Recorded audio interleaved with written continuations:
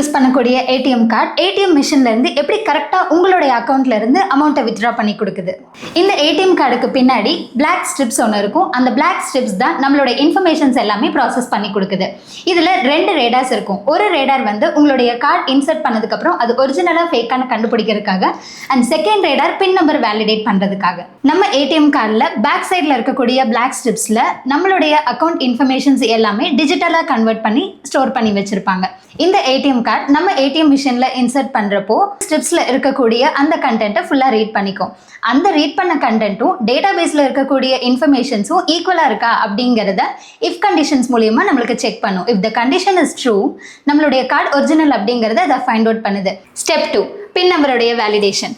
நம்ம ATM card first time use பண்ணும்போது நம்ம ஒரு பின் நம்பர் ஜென்ரேட் பண்ணியிருப்போம். அந்த பின் நம்பர் டேட்டா பேஸில் ஸ்டோர் ஆயிருக்கும். டேட்டா பேஸில் ஸ்டோர் ஆயிருக்கக்கூடிய அந்த பின் நம்பரும் இப்போ நீங்கள் என்டர் பண்ணக்கூடிய பின் நம்பரும் ஈக்குவலாக இருக்கா அப்படிங்கிறத ஜாவா ஸ்கிரிப்ட் வேலிடேஷன் மூலியமாக நடக்கும். ஸோ ஒய் ஜாவா ஸ்கிரிப்ட் இந்த இடத்துல நம்ம யூஸ் பண்ணுறோம்? இன்கேஸ் நீங்கள் உங்களுடைய பின் நம்பரை மறந்துட்டீங்க அப்படின்னா கூட அதை நம்ம ரிட்ரைவ் பண்ணிக்க முடியும். லைக் ஃபர்கெட் பாஸ்வேர்ட் கொடுத்து புதுசாக ஒன்று கிரியேட் பண்ணிக்க முடியும். ஸோ இந்த ஒரு ரீசனுக்காக தான் பின் நம்பர் வேலிடேஷனில் ஜாவா ஸ்கிரிப்ட் யூஸ் பண்ணியிருக்காங்க. ஒன்ஸ் பின் நம்பர் வேலிடேஷன் முடிஞ்சதுக்கு அப்புறமா நெக்ஸ்ட் ப்ராசஸ்க்கு மூவ் ஆகும். அதாவது வித்ட்ராவலுக்கு ரெக்வெஸ்ட் கேட்கும்.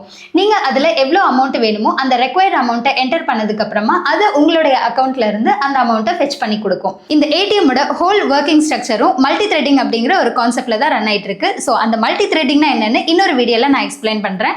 அதுக்கு முன்னாடி நம்ம ஐஏ பேஜை ஃபாலோ பண்ணிக்கோங்க.